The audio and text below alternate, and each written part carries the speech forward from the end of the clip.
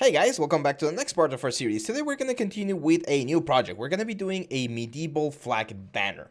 And I want to show you a couple of things with this exercise. First of all, how to import a model, because one of the great things about Marvel's Designer is that you can actually import other models from other software such as Blender, Maya, 3D Studio Max, and get it in here. Now, for this first one, I'm actually going to be providing you with the one that you need. So you're going to go File, Import, FBX, and if you go to your folders, you're going to have this one called Banner Hanger. I'm going to hit Open.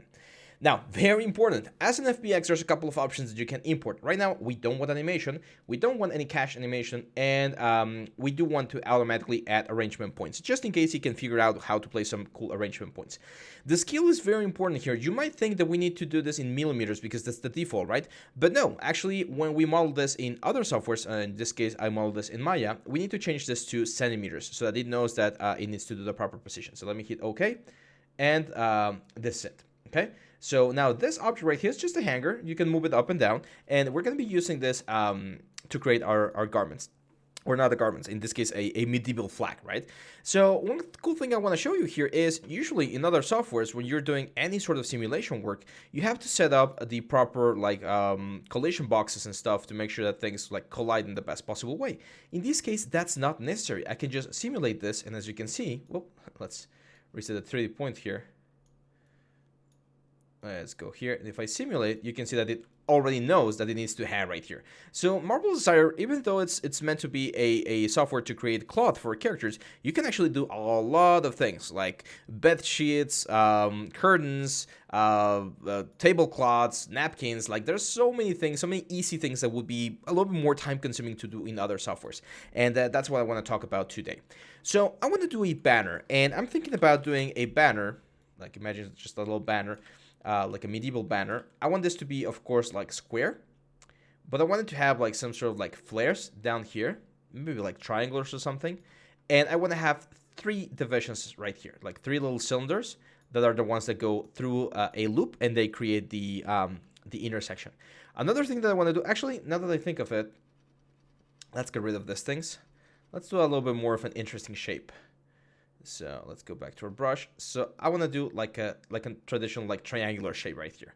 And one of the things that we normally see with these things is an inner trim, like a golden trim or something. So I'm definitely going to add some sort of inner border like this.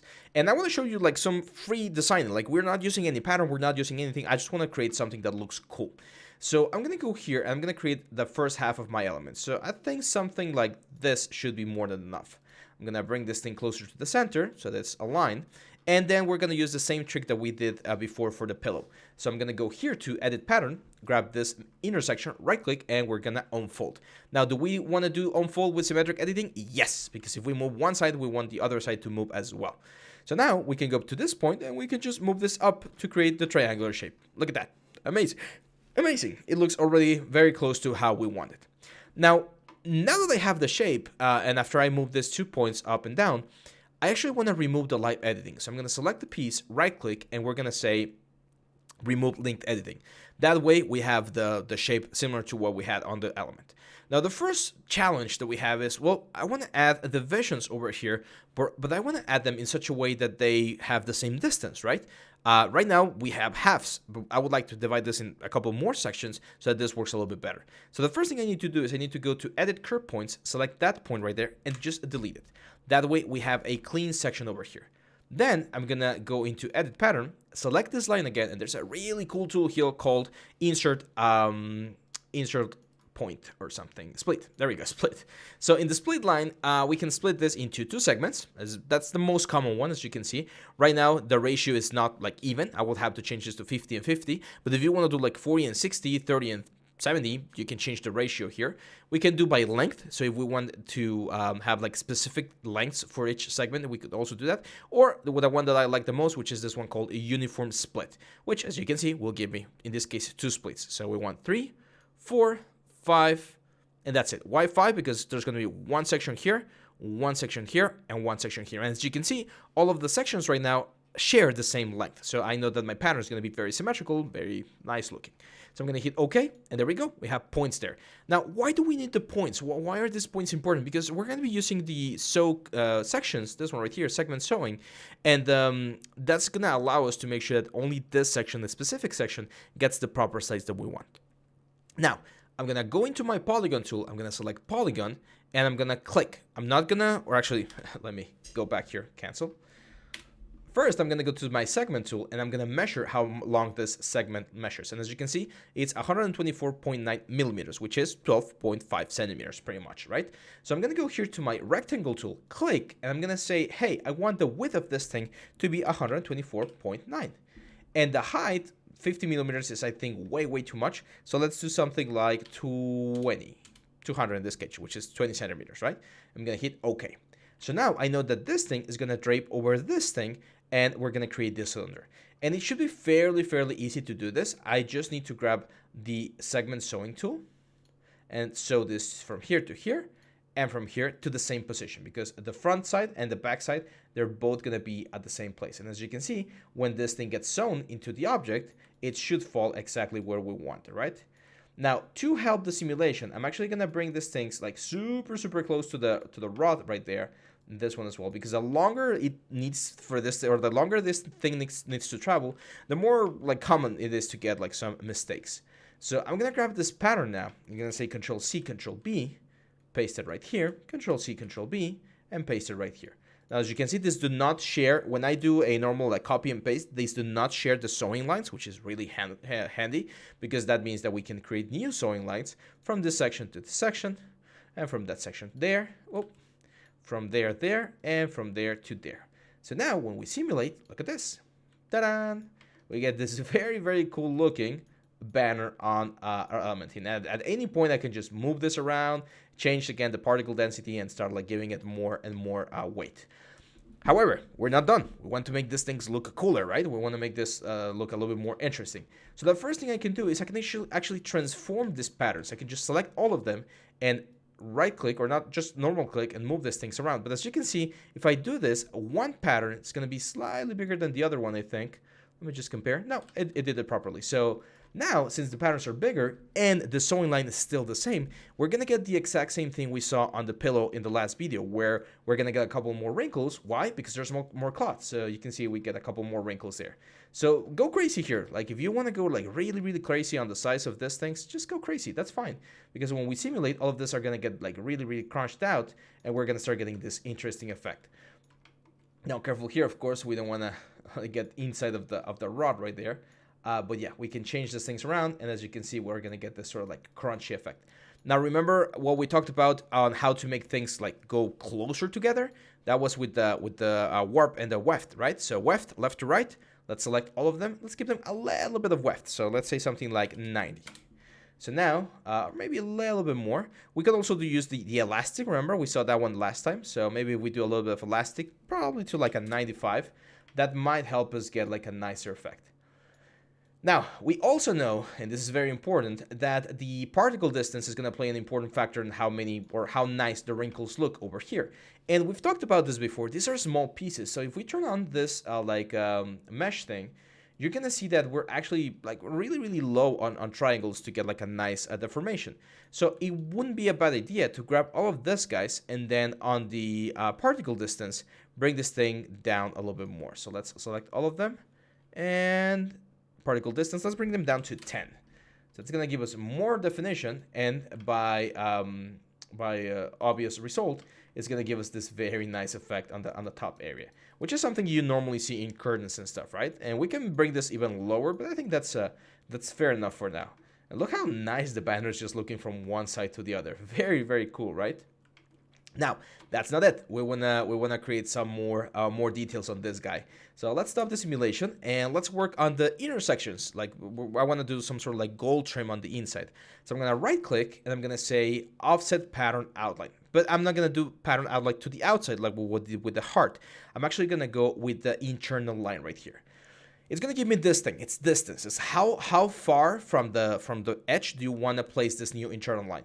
In this case, I do want to go a little bit far, so I'm gonna say something like 50 millimeters, probably a little bit more, probably like 100 millimeters. There we go. That looks a little bit better. Maybe too much. Let's say 80 millimeters. And right now, I just want one offset, because if I say two offsets, the second offset, it's also going to be 80 millimeters. And I might not want that, right? I might just want one section of the element to be like slightly higher or lower. So in this case, I'm just going to do one, and I'm going to hit OK. And now we have an internal line. We select that internal line and we can do the same thing. We can just right click and say offset as internal line. And this one, let's say just 30 millimeters. It's going to be a slim trim on the inside like this. Look at that. Now, if we simulate, this is not really going to change things as much. Yes, we're going to see a little bit more of a crease. And this is something that it took me a little bit of time to understand, but whenever you add an internal line here inside of Marvelous Designer, it's pretty much like adding a support edge inside of other softwares like Blender and Maya. Because what this is doing is it is actually modifying the topology. So for instance, all of the triangles here, the like flat side of the triangle is aligned to this new line. So it will make it look sharper, even though we haven't cut this piece. There's no sewing lines or anything. It's just an internal line, but it will make this thing look like sharper. So keep in mind that internal lines in your geometry, in your patterns, will change the way things look inside of Marvelous Designer. So now I do want to cut it. So I'm gonna go here to the sections. I'm gonna grab this guy, right click. I'm gonna say cut and sew, and then select this guy. Do the same thing, cut and sew. So now we should have 3 patterns. This pattern right here, this pattern right here. Oh, not that one. This one. Let me see. Sometimes it's easier to move the other one. There we go. So it's the big pattern, the small pattern, and then the inner pattern. Let me save real quick. So I'm gonna go File, Save, Save As. Make sure you save as, and this is gonna be called Banner. There we go. And now we can start playing around with some of the elements here. So for instance, what if we wanted this line to be just slightly bigger, right? You know what happens when we do this, right? Since it's slightly bigger, we're gonna get a couple of extra wrinkles here and there. And this is something I would expect to see on this for banners because it's gonna give us this very, very cool effect. Now we're in a position where things are looking quite nice. Usually these banners, though, they tend to have a hemline, it's called, right? It's like this support on the outside where the cloth is sewn onto itself so that the little threads are not loose and you get like a nice little border. So let's add that sort of shape. I'm going to show you another cool trick here. So I'm going to offset another internal line right here. Not as much. 30 is way too much. And in this case, as you can see, it's trying to offset on the inside as well. That's fine. I'm going to say just 10 millimeters should be fine. Just hit OK. And now you can see we have this internal line. This one. Oh, it's shape 2, not shape 1. So shape 1. I'm going to right click. I'm going to delete that one because I just want the outside one. This one. Okay. Now I'm going to select this piece right here, the whole pattern. I'm going to select the whole pattern. I'm going to press Ctrl-C, Ctrl-B to duplicate this, and then I'm going to select that line that we just created, right click, cut and sew, and this guy we just delete.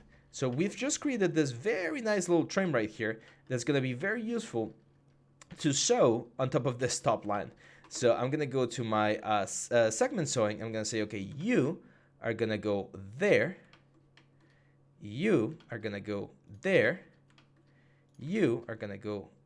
Oh, sorry. That was my bad. It's not there. It's actually from here to this upper line, from here to this inner line, and then from here, here, here, here, and here. Am I sewing this correctly? Let me just go back because I think I selected things in the wrong way. Let's go here. You can see the trim right here. So this trim, we want to sew to the outside of the element. There we go. So let's start with the outside part. I think that's going to be a little bit easier. And I'm actually going to use the free sewing tool. I think it's going to make it faster. So I'm going to go here to free sewing tool. I'm going to go to the border here. Oh, so there. Let's go around, down, around, down. There we go. So that's one. And we're going to go to this side. There we go. So now you can see the whole trim is sewn into the little border there. And we can do the same thing from like there. Oh. Again, let's zoom in a little bit so we can see it better. There we go. That's the whole line. You need to follow the same direction though. This is very important. A lot of people make this mistake. So if I'm starting here and I'm going like there, there, there, there, and all the way up. That's the first one. And I need to follow the same path over here, because if I do any different path, see, like that one right there, it might do it like the wrong way. Oh, there we go. So just double check here that the sewing lines look good. They do. So we're just gonna simulate, and now we have that extra hem right there, like an extra little line. There's a little bit of a conflict there. We just pull it and tuck it a little bit to give it more effect. And that's the line. Again, that's a very small piece of geometry, right? So that definitely means that for this one, we definitely want to have a lot more particle distance. I'm actually going to go all the way down to 5, because I really need this to be like low. I'm a little bit concerned about that line. Let's simulate real quick. There we go. So now you can see our hemline is looking quite nice there.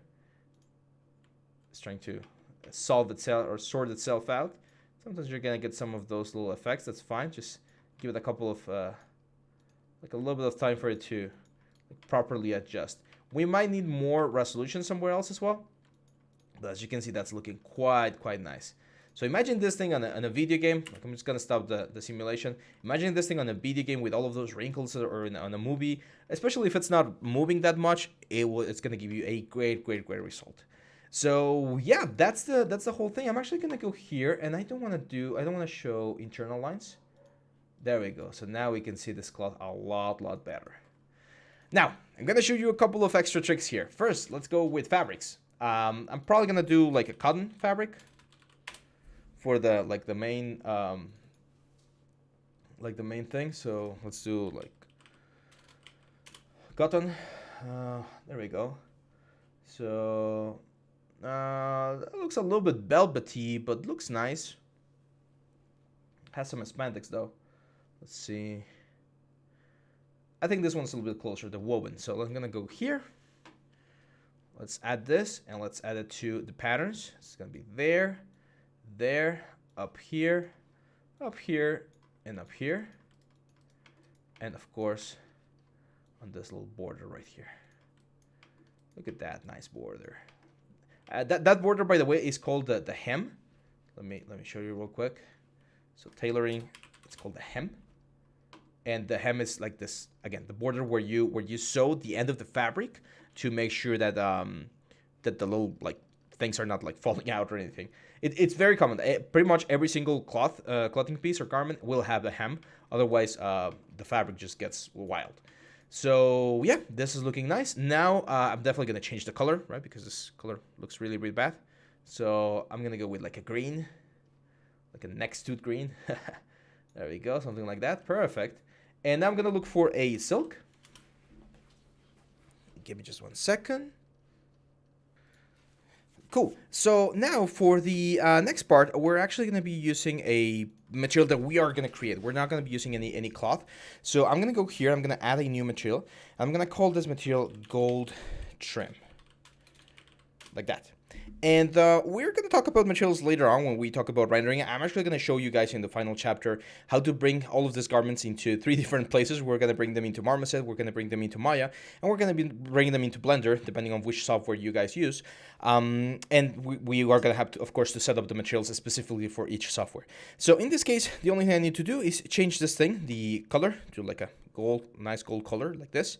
Assign it to the nice little trim here, and we can actually change here the metalness. So I'm going to bring the metalness all the way up, and it's going to give this sort of like metallic look. This is not PBR, this is not like a what's the word, like a ray tracing render or anything, but it's going to look quite nice. So now we can simulate, and as you can see, we have this very nice like banner ready to go.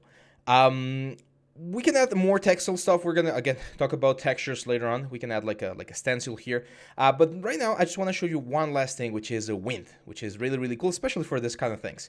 So I'm gonna go here to the display options, and I'm gonna go to the environment. And if we go into the environment, there's an option called here show wind controller. By default, there's no wind. So right now, there's pretty much no wind. But we can activate the wind, and the only thing we need to do is just press this little button right here to activate. And as you can see, now we have wind inside of our scene. Now, of course, this is way too much. As you can see, it's a little bit extreme. So let's do a Control C there. I'm gonna go to the wind, and I'm gonna reduce the strength to, let's say, 200. It should be a little bit more like a workable. And of course, we can at any point just like move and transition our things right here. Careful here with moving things a little bit too like fast or hard. That makes it a little bit difficult for Marvelous to really process the way things should be. So let's try and bring this thing. Like if you cross the sections, sometimes that like brings the cloth back to where it's supposed to be. If not, we're gonna have to reset the 3D garment and just restart, which might be what we're gonna have to do for this particular piece because it's going a little bit crazy. But before we do that, I just want to mention that here in the wind, the direction of the wind is opposite to where this thing is. And there's a couple of things that you can change. You can change the frequency, you can change the turbulence. Of course, as we mentioned, the intensity here. So let's bring it down to 100, so it's a lot less intense. And you're gonna have a little bit of wind. Technically, we can export this animation, so if you create like a nice animation and then you want to use it inside of Maya or Blender or any other softwares, it is possible to do it. But if not, it's always nice to see this as a nice little reference to make sure that everything is working and being modified in a nice way. Let's straighten this out so that we can see the little like corner there, the little pointy end. And there we go. That's our banner, guys. So this is a basic exercise I want to show you on this first chapter, just to get like acquainted with the general workflow and tools that we're going to be using here inside of Marvelous Designer. Now, as you know, the way we like to structure the courses is by going like incrementally into harder and harder elements. So in the next chapter, we're going to be doing a basic woman's garment. We're going to be doing a school uniform. So yeah, hang on tight, and I'll see you back on the next one. Bye-bye.